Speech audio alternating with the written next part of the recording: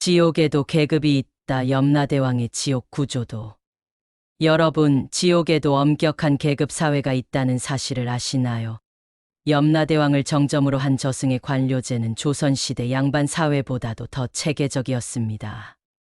오늘은 우리 조상들이 믿었던 지옥의 놀라운 구조와 염라대왕의 진짜 모습을 파헤쳐 보겠습니다. 염라대왕의 진짜 정체와 지옥의 최고 권력자. 여러분, 혹시 염라대왕 하면 어떤 모습이 떠오르시나요? 큰 키에 험상궂은 얼굴, 호통치는 무서운 귀신 정도로 생각하고 계시지 않나요? 그런데 말입니다. 우리가 알고 있는 염라대왕의 모습은 사실 진짜 모습의 극히 일부에 불과합니다. 조선시대 불교 경전과 야담집을 살펴보면 염라대왕은 단순한 지옥의 관리자가 아닙니다. 그는 완벽한 관료제 시스템을 갖춘 거대한 저승 제국의 최고 통치자였습니다. 마치 조선의 임금처럼 말이죠. 염라대왕의 본래 이름은 야마라자입니다. 산스크리트어로 죽음의 왕이라는 뜻이지요. 하지만 우리나라에 들어오면서 독특한 변화를 겪게 됩니다. 조선시대 사람들은 염라대왕을 그저 무서운 존재로만 여기지 않았습니다. 오히려 공정하고 엄격한 재판관으로 인식했지요. 실제로 조선 후기 야담집인 어우야담에는 이런 기록이 나옵니다. 염라대왕의 궁전은 중국 황궁보다도 웅장하며 그 앞에는 수백 명의 관리들이 질서정연하게 늘어서 있다. 궁전의 기둥은 모두 황금으로 만들어져 있고 지붕은 청색 유리로 덮여 있어 멀리서도 그 광채가 눈부시다. 이는 염라대왕이 단순한 귀신이 아니라 체계적인 행정부를 거느린 통치자임을 보여줍니다. 특히 주목할 점은 염라대왕의 외모 묘사입니다. 조선시대 문헌들을 보면 염라대왕은 용안이 준수하고 위엄이 있으며 골룡포를 입고 면류관을 쓴 모습으로 기록되어 있습니다. 마치 조선의 임금과 같은 모습이지요. 조선 중종 때의 학자 서거정이 쓴 태평하나골개전에는 더 자세한 묘사가 나옵니다. 염라대왕은 키가 9척이 넘고 얼굴은 보름달처럼 둥글며 눈썹은 검고 진하되 자비로움이 넘쳐났다. 입은 크되 말씀하실 때는 은은한 목소리로 하시니 듣는 이로 하여금 두려우면서도 감복하게 하더라. 이런 묘사는 우리 조상들이 염라대왕을 단순한 공포의 대상이 아닌 존경받아야 할 통치자로 여겼음을 보여줍니다. 그런데 염라대왕에게는 놀라운 비밀이 하나 있습니다. 그는 매일 낮 12시부터 오후 2시까지 그리고 밤 12시부터 새벽 2시까지 총 4시간 동안은 죄인이 되어 고통받는다는 것입니다. 이는 전생에 지은 업보 때문이라고 합니다. 태평광기와 같은 중국 문헌에서 전해진 이 이야기는 조선시대에도 널리 알려졌습니다. 조선 후기 기문총화에는 이런 기록이 있습니다. 염라대왕이 고통받는 시간이 되면 그 위험 있던 모습은 온데간데 없고 마치 죄지은 죄인처럼 괴로워하며 신음한다. 이때는 그 어떤 부하도 감히 가까이 하지 못하며 온 지옥이 조용해진다고 한다. 이는 아무리 높은 지위에 있어도 업보에서는 자유로울 수 없다는 불교적 세계관이 잘 드러나는 대목이지요. 조선 중기의 학자였던 이수광은 지복유설에서 이렇게 기록했습니다. 염라대왕이라 하여도 업보에서는 자유로울 수 없으니 이는 모든 존재가 평등함을 보여주는 것이다. 현세에서 아무리 높은 지위에 있어도 죽어서는 모두 평등하다는 뜻이니 이 얼마나 경계할 일인가. 염라대왕의 또 다른 특징은 그의 공정함입니다.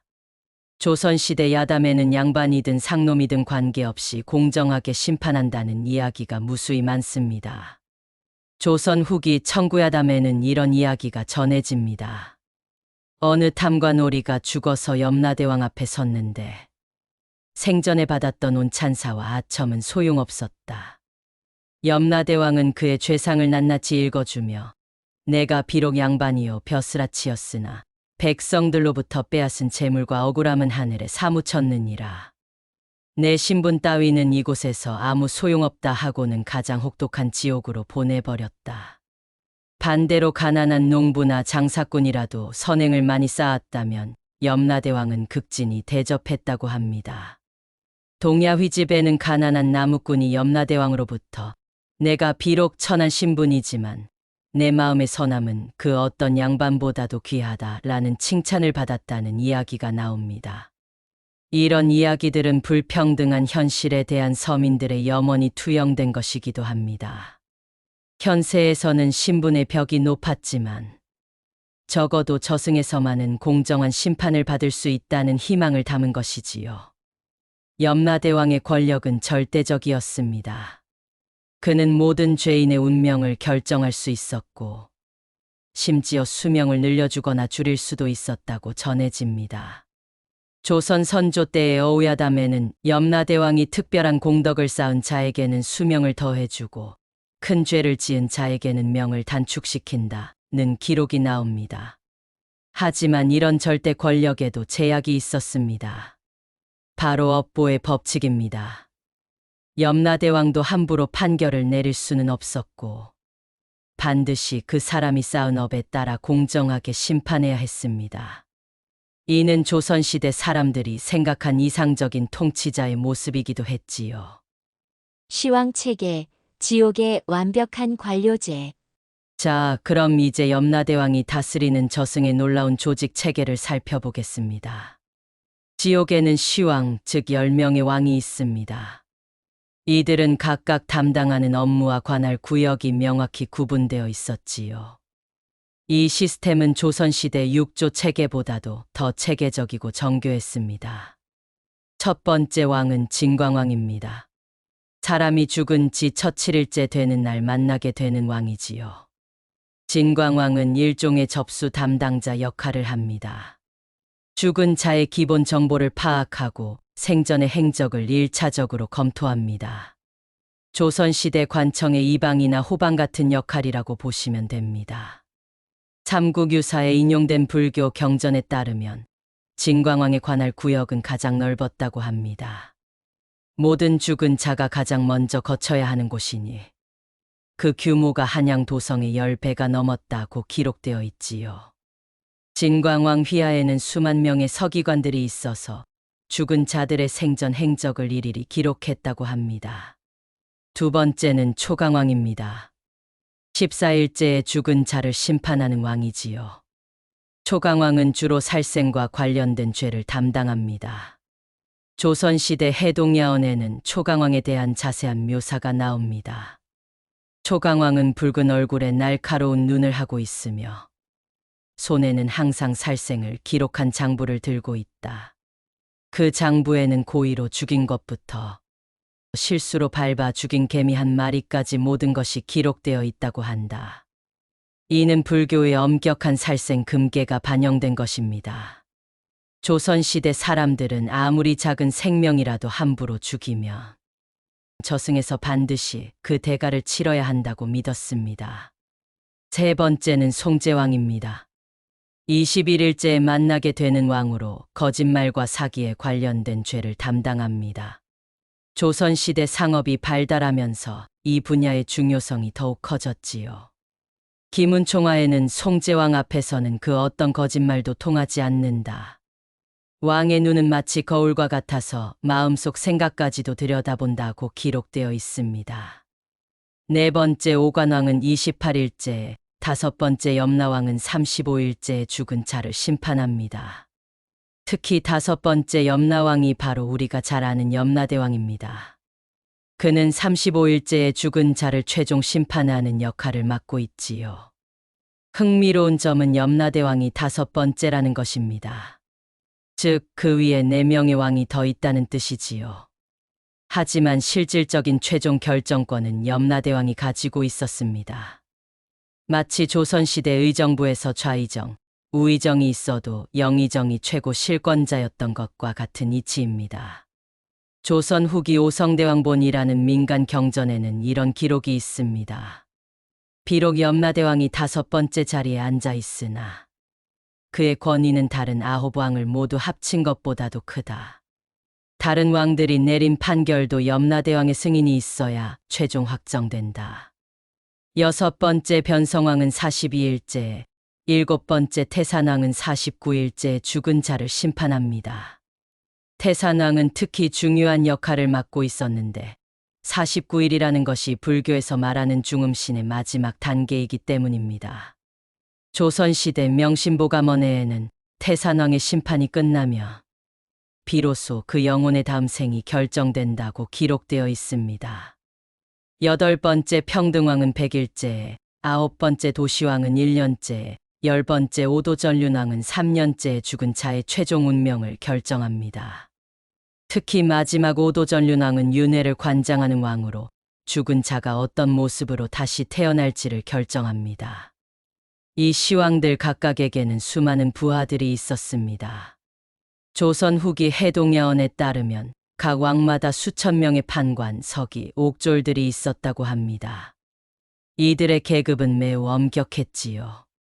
최고위직은 판관들입니다. 이들은 생전에 덕망 높은 선비나 고승이었던 사람들이 맡았다고 전해집니다. 동국여지 승람에 인용된 어느 야담에는 고려말 충신이었던 정몽주가 염라대왕 밑에서 판관 역할을 하고 있다는 이야기가 나옵니다. 이는 충직하고 공정했던 인물이 저승에서도 같은 역할을 계속한다는 믿음을 보여줍니다. 그 아래에는 서기들이 있었는데 이들은 죽은 자들의 선악을 기록하는 일을 담당했습니다. 조선시대 관청의 설이나 아정과 같은 역할이지요. 어우야담에는 저승의 서기들은 붓 하나로 수십 명의 기록을 동시에 쓸 수 있으며 그 속도가 번개보다도 빠르다는 기록이 있습니다. 가장 아래 계급은 옥졸들, 즉 저승사자들입니다. 하지만 이들도 나름의 서열이 있었습니다. 고급 저승사자들은 말을 타고 다니며 양반을 데리러 갔고 하급 저승사자들은 걸어서 평민들을 데리러 갔다고 합니다. 청구야담에는 상급 저승사자는 백마를 타고 비단옷을 입으며 하급 저승사자는 도보로 다니며 삼배옷을 입는다는 기록이 나옵니다. 특히 재미있는 것은 이 모든 관리들에게도 승진의 기회가 있었다는 점입니다. 기문총화라는 조선 후기 야담집에는 저승의 판관이 공을 세워 더 높은 자리로 승진했다는 이야기가 나옵니다. 또한 실수나 부정을 저지르면 강등되기도 했다고 합니다. 이런 체계적인 관료제는 어디서 나온 것일까요? 바로 조선시대 사람들의 현실 인식이 반영된 것입니다.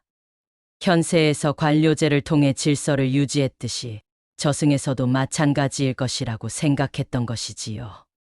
또한 이는 유교적 질서관과 불교적 업보관이 절묘하게 결합된 결과이기도 합니다. 유교에서 말하는 위계질서와 불교에서 말하는 인과응보가 저승이라는 공간에서 만나 독특한 체계를 만들어낸 것입니다. 조선 후기 실학자 이익은 성호사설에서 이런 저승 체계에 대해 흥미로운 분석을 했습니다. 저승의 관료제가 현세보다 더 완벽한 것은 그곳에서는 사사로운 정이나 뇌물이 통하지 않기 때문이다. 오직 선악의 업보에 따라서만 판단하니 이야말로 이상적인 정치의 모습이 아닌가.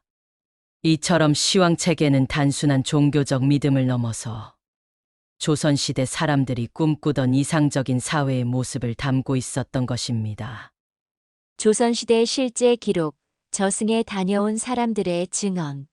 그런데 여러분, 정말 놀라운 것은 조선시대에 실제로 저승에 다녀왔다고 주장하는 사람들의 기록이 수없이 많다는 사실입니다. 이들의 증언은 하나같이 염라대왕과 시왕들의 존재를 생생하게 증명하고 있습니다. 조선 세종 때 일어난 가장 유명한 사건은 김해 지역 농부 박문수의 이야기입니다. 세종실록에도 기록된 이 사건에 따르면 박문수는 병으로 죽었다가 3일 만에 되살아났습니다. 그가 깨어나서 한 첫마디가 바로 염라대왕을 직접 뵈었습니다 였다고 합니다. 박문수의 증언에 따르면 저승사자 2명이 그를 데리러 왔는데 하나는 키가 크고 검은 옷을 입었으며 다른 하나는 작은 키에 흰 옷을 입고 있었다고 합니다. 저승으로 가는 길은 구름 위를 걷는 것 같았고 주변에는 수많은 영혼들이 줄을 서서 걸어가고 있었습니다.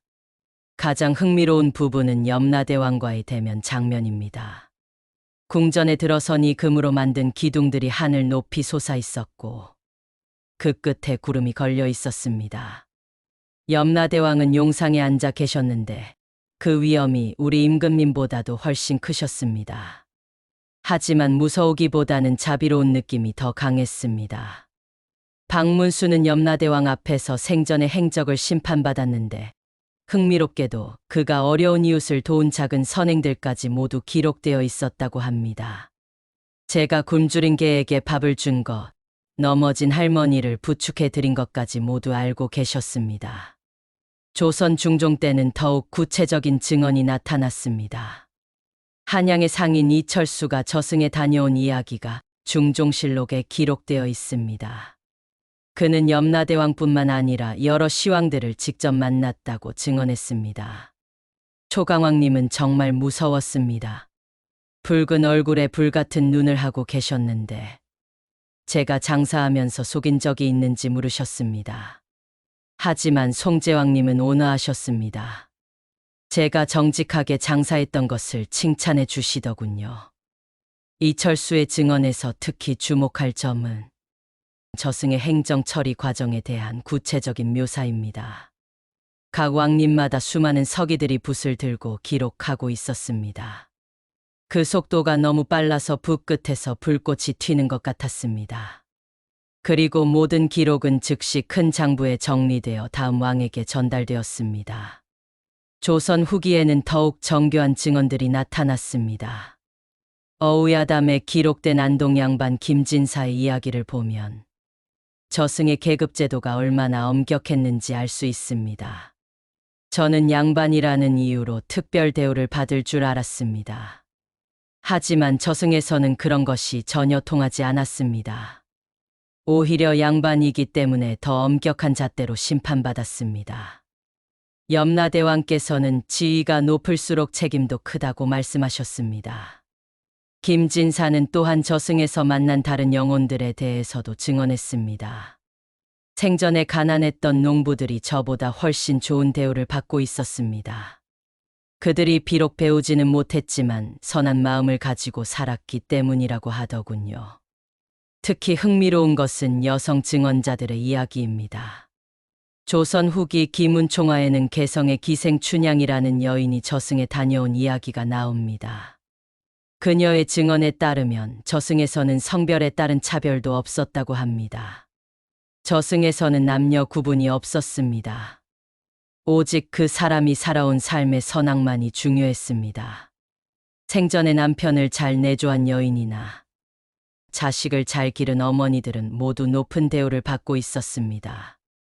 이런 증언들의 공통점은 저승의 공정함에 대한 강조입니다.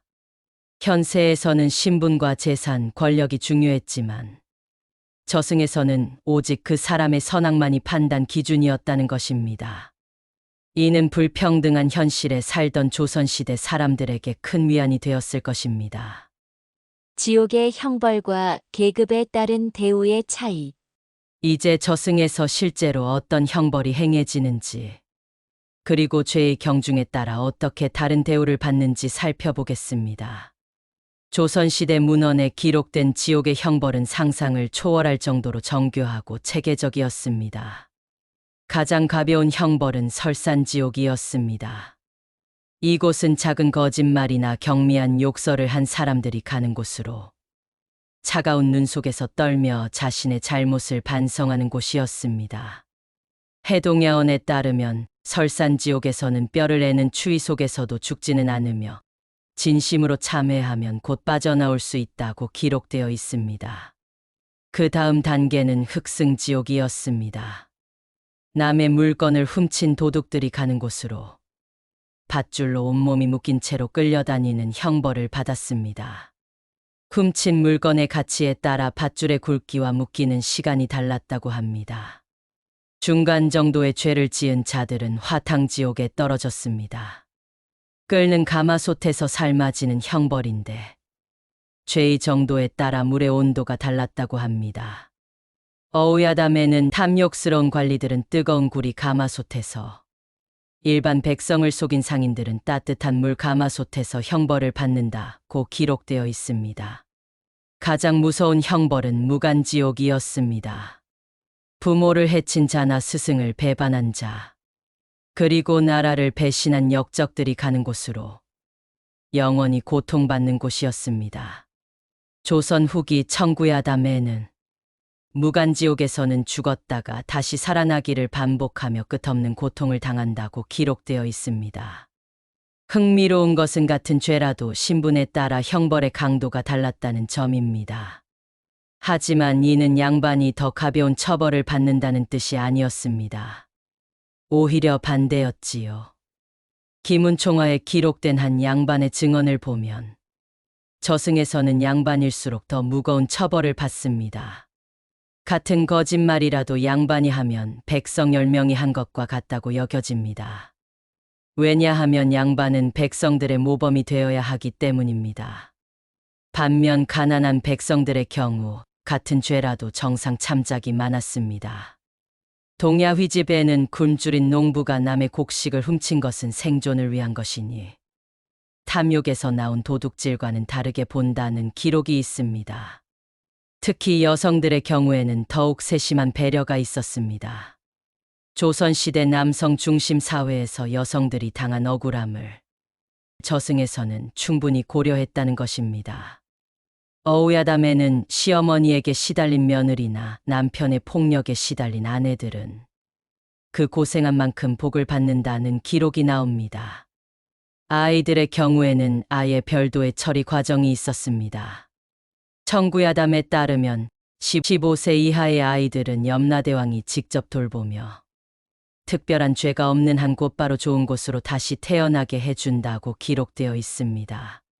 스님이나 도사들의 경우에는 더욱 엄격한 잣대가 적용되었습니다.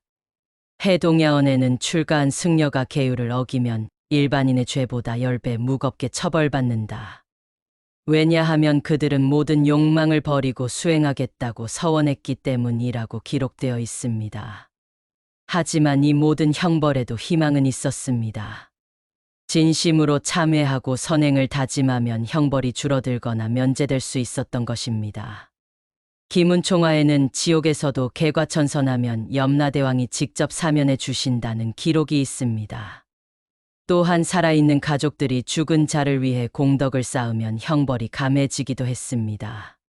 절에 시주를 하거나 가난한 사람을 도우면 저승에 있는 조상의 죄가 줄어든다고 믿었습니다. 이는 살아있는 자와 죽은 자가 여전히 연결되어 있다는 조선시대 사람들의 가족관을 보여줍니다. 결국 저승의 형벌 체계는 단순한 복수가 아니라 교화와 개선을 목적으로 한 것이었습니다. 모든 영혼이 결국에는 깨달음을 얻고 더 나은 존재로 다시 태어나기를 바라는 자비로운 마음이 담겨 있었던 것이지요. 염라대왕도 두려워한 존재들. 그런데 여러분, 아무리 절대 권력을 가진 염라대왕이라고 해도 두려워하는 존재들이 있었다는 사실을 알고 계시나요? 조선시대 야담집들을 살펴보면 염라대왕조차 함부로 할 수 없는 특별한 존재들이 있었습니다. 첫 번째는 바로 지장보살입니다. 지장보살은 지옥에서 고통받는 중생들을 구원하기 위해 자발적으로 지옥에 머무르는 보살로 염라대왕도 그 앞에서는 고개를 숙여야 했습니다. 동국여지 승남에 인용된 한 야담에는 이런 기록이 있습니다. 지장보살이 나타나시면 염라대왕도 자리에서 일어나 예를 표한다.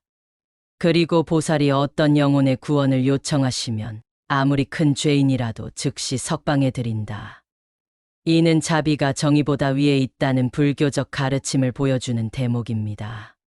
특히 흥미로운 것은 지장보살이 염라대왕에게 직접 조언을 하기도 했다는 기록입니다. 어우야담에는 지장보살이 염라대왕에게 형벌보다는 교화가 중요하다고 말씀하시자 염라대왕이 깊이 고개를 끄덕였다는 이야기가 나옵니다. 두 번째는 관음보살입니다. 관음보살은 중생의 고통 소리를 듣고 즉시 달려와 구원해 주는 보살로 저승에서도 그 권능은 변하지 않았습니다. 기문총화에는 관음보살과 염라대왕의 대화가 기록되어 있습니다. 관음보살이 한 죄인의 석방을 요청하자 염라대왕이 그 자의 죄가 너무 큽니다라고 말씀하셨다. 그러자 관음보살이 중생의 고통의 크고 작음이 어디 있겠습니까? 라고 하시니 염라대왕이 즉시 그 죄인을 풀어주셨다. 세 번째는 놀랍게도 효자와 효녀들이었습니다. 조선시대는 효를 최고의 덕목으로 여겼는데 이는 저승에서도 마찬가지였습니다. 청구야담에는 이런 기록이 있습니다. 진정한 효자 효녀가 부모를 위해 저승에 와서 호소하면 염라대왕도 그 효심에 감동하여 불가능한 일도 가능하게 해주신다. 실제로 죽은 부모를 되살려 달라고 호소한 효자의 간청을 듣고 염라대왕이 특별히 부모의 수명을 연장해 준 이야기들이 여러 문헌에 기록되어 있습니다. 네 번째는 원혼들이었습니다. 억울하게 죽은 원혼들은 염라대왕도 함부로 다룰 수 없는 존재였습니다. 해동야언에는 억울한 원혼이 나타나면 온 지옥이 떨며 염라대왕도 그 원한을 풀어줄 때까지는 편히 쉴 수 없다고 기록되어 있습니다. 특히 충신들의 원혼은 더욱 강력했습니다.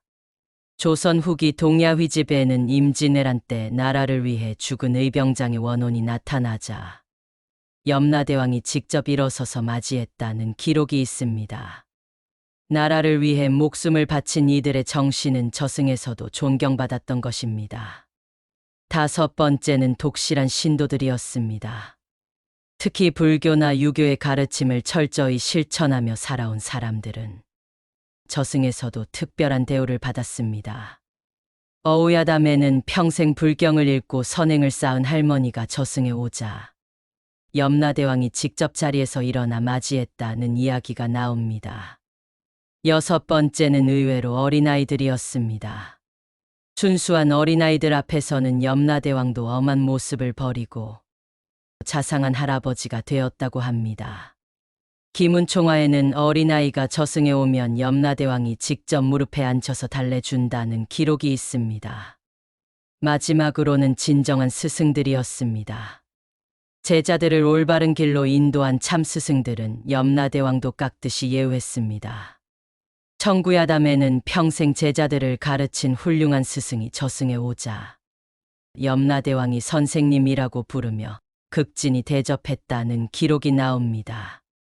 이렇게 염라대왕도 두려워하거나 존경하는 존재들이 있었다는 것은 절대 권력이라고 해도 도덕적 권위 앞에서는 겸손해야 한다는 조선시대 사람들의 가치관을 보여줍니다. 현대에 전해지는 염라대왕의 의미. 시간이 흘러 현대에 이른 지금 염라대왕은 과연 어떤 의미를 가지고 있을까요? 과학이 발달하고 종교적 믿음이 약해진 오늘날에도 염라대왕이 상징하는 가치들은 여전히 우리에게 중요한 메시지를 전하고 있습니다. 첫 번째는 공정한 심판의 가치입니다. 현대 사회에서도 우리는 공정성을 갈망합니다. 권력이나 재력에 의해 좌우되지 않는 진정한 정의를 원하죠. 염라대왕이 신분고하를 막론하고 공정하게 심판했다는 이야기는 오늘날에도 여전히 울림을 주는 이상향입니다.